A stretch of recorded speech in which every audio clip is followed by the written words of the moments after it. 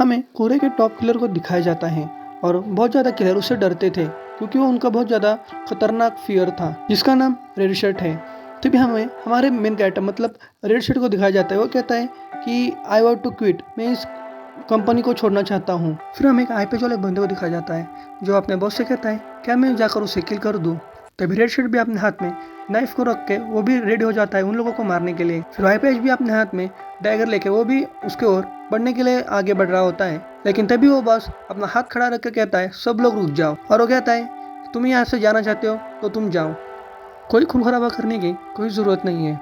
फिर हमें red shirt को दिखाया जाता है जो बस से जा रहा होता है और फ़ोन पर बात कर रहा होता है कि मेरा काम ख़त्म हो गया है, मैं अभी घर पर ही आ रहा हूँ।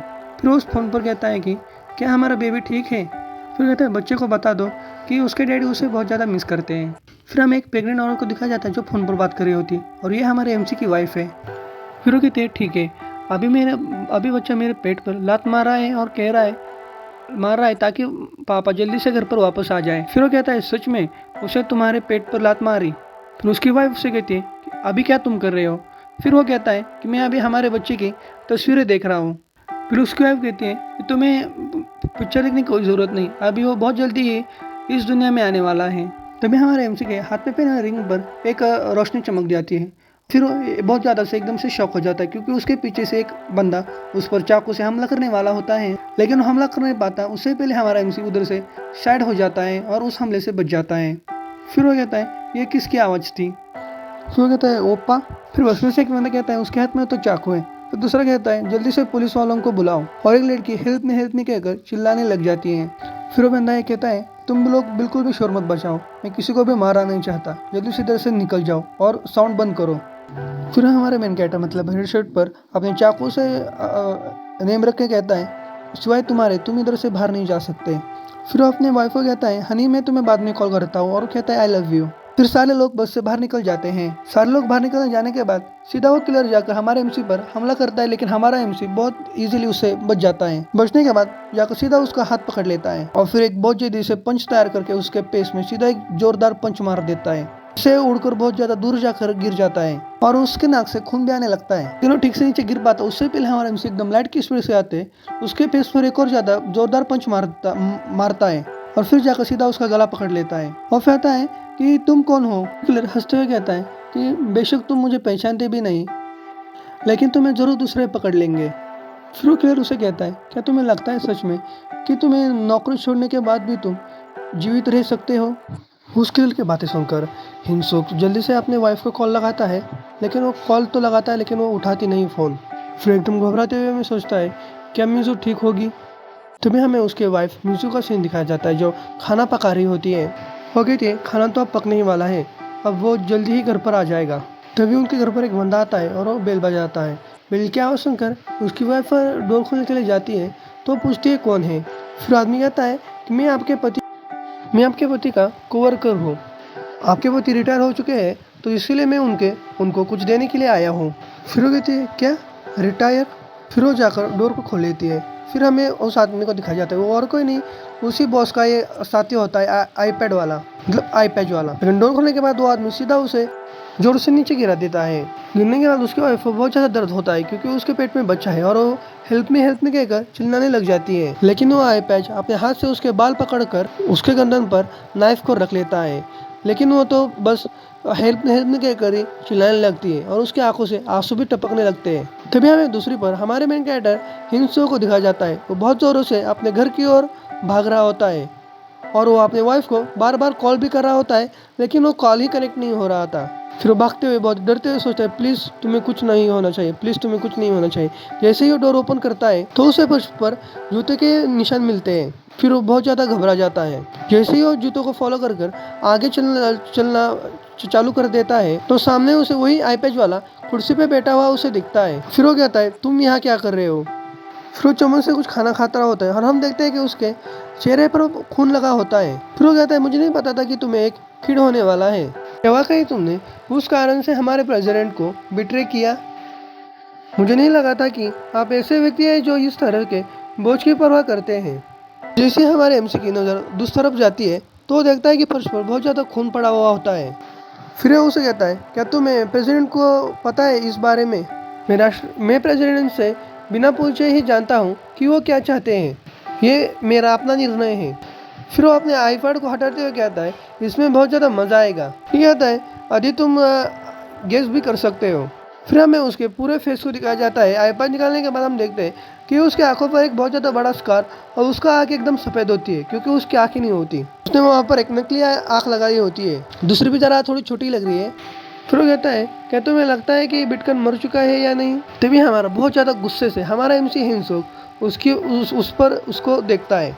फिर सभी जो उसके साथ जो लोग आए थे वो सभी एक साथ हमारे MC पर हमला करने के लिए आगे बढ़ जाते हैं। जैसे कि बंदा नाइफ लेकर हमारे MC को बहुत ज़्यादा पास आकर हमला करना होता है, हमारा MC तभी एक हाथ से उसके हाथ को पकड़कर अपने कोहनी से बहुत ज़्यादा जोर से उसके हाथ पर मार देता है, जिसके कारण उसका हाथ टूट जाता है। फिर हमारा MC उसके हाथ से उसका नाइफ लेकर उसका गला काटकर बाकी 3 लोगों के ऊपर बढ़ जाता है हमला करने के लिए, लेकिन उससे पहले वो 3 लोग उस पर हमला कर देते हैं, लेकिन वो बच जाता है और एक बंदे को गले पर कट भी लगाता है। फिर वो बंदा जाकर सीधा नीचे गिर जाता है तो बाकी 2 लोग भी उसके ऊपर हमला कर देते हैं। इसलिए हमारा MC बचते हुए पीछे जाने लगता है, तभी वो सीढ़ी पर जाकर अटक जाता है। वैसे ही दूसरा उस पर हमला कर देता है मौका देकर, लेकिन फिर से हमारा MC उसके हमले से बच जाता है और एक बहुत ज़्यादा जोर से थप्पड़ उसके मुंह पर देता है, जिसका उसका सर जाकर सीधा सीढ़ियों पर लग जाता है। फिर हम एक बंदे को देखते हैं जो सीढ़ी से देख बहुत ज़्यादा जोर से किक हमारे MC के पेट में मार देता है। फिर हमारा MC बहुत ज़्यादा दूर जाकर गिरता है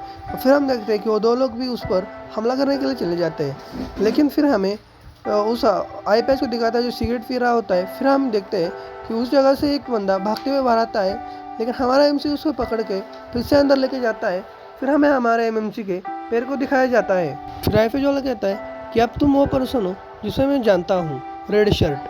फिर हम देखते हैं हमारे MC का शर्ट पूरी तरह से उसके कपड़े और उसका शर्ट खून से भिगा हुआ होता है, एकदम लाल कलर का। फिर वो कहता है, आओ कम इंटरटेनमेंट में। तभी हमारा MC बहुत जोर से उसकी तरफ नाइफ लेकर हमला करने के लिए जाता है, लेकिन वो भी हमला करता है। दोनों के नाइफ एक दूसरे पे बहुत ज़्यादा जोर से टकराते हैं।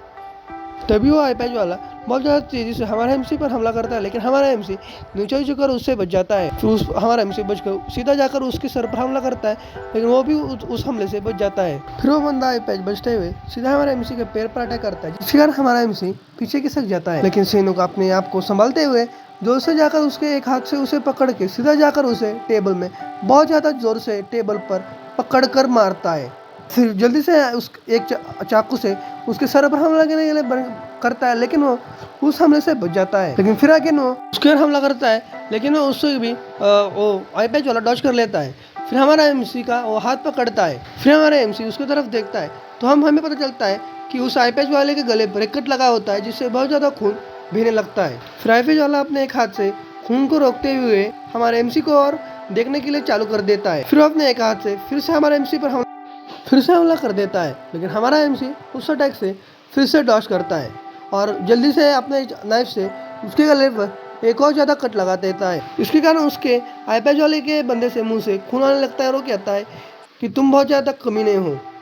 फिर हमारा MC अपने हाथ से उसके मुंह पर एक बहुत ज़्यादा जोर से थप्पड़ लगा देता है और उसे नीचे गिरा देता है। तो इस आईपैच वाला फिर कहता है कि मैं तुम्हें हरा नहीं सकता, प्लीज़ तुम मुझे किल कर दो। हमारा MC नाइफ लेकर उसके और हमला कर देता है, लेकिन हमें पता नहीं चलता कि वो नाइफ लगने से वो मरा या नहीं। फिर हम देखते हैं कि बहुत ज़्यादा लोगों की लाशों को उसी बीच में हमारा MC डोर को ओपन करके वहाँ से जाने लग जाता है। फिर जाते हुए वो याद करता है कि कैसे उसने रिंग पहनकर उसके साथ शादी की थी, कैसे उसे फिर पता चला था कि उसे बच्चा होने वाला है। फिर वो दोनों भी वो अपने बच्चे के सोनोग्राफी के पिक्चर देखकर बहुत ज़्यादा खुश होते हैं। फिर वो एक दोनों को हप करके वैसे ही बैठ जाते हैं। फिर MC जाकर अपने वाइफ के लाश के पास जाकर खड़ा हो जाता है। फिर हमें फ्यूनरल होम का सीन दिखाया जाता है, जहाँ पर उसने उसके वाइफ की कबर के ऊपर वही अपने बच्चे के सोनोग्राफी के पिक्चर्स को और उसकी रिंग को उधर रखा होता है। फिर किसी को कॉल कर कहता है the staff to come to my home. कहने के बाद हम दूसरी ओर देखते हैं जिस पर उसने कॉल लगाया था। फिर दूसरी तरफ वाला बंदा कहता है कि क्या तुमने उन लोगों को मार दिया? फिर हेंसो कहता है कि मैंने उन्हें मार दिया। फिर वो बॉस कहता है कि ये मेरी गलती है कि वो लोग तुम्हें मार नहीं पाए, इसलिए मैं तुम्हें माफ़ी मांगना चाहता हूँ। बट लेकिन वो कमीने लोग भी मेरे फैमिली के हिस्सा है। अब तुमने कोई भी मेरे पास चॉइस नहीं रखी। मैं उस बॉस का सीन दिखाया जाता है जिसके मुंह में एक सिगरेट होती है और वो बहुत ज़्यादा गुस्से में से उसे कहता है कि और ज़्यादा किलर तुम्हारे पीछे आएंगे। फिर हिंसुक अपने वाइफ की कब्र की ओर देखते हुए उसे कहता है तुम्हें ये करने की कोई ज़रूरत नहीं है, क्योंकि फिर वो बहुत ज़्यादा गुस्से में कहता है कि मैं तुम्हें बहुत ज़्यादा बुरी तरह से किल कर दूंगा। और हेलो गाइस, तो ये हमारा फर्स्ट वीडियो था। अगर आपको अच्छा लगे तो लाइक और सब्सक्राइब कर लेना। मैं जल्दी इसका नेक्स्ट पार्ट लेके आ जाऊँगा।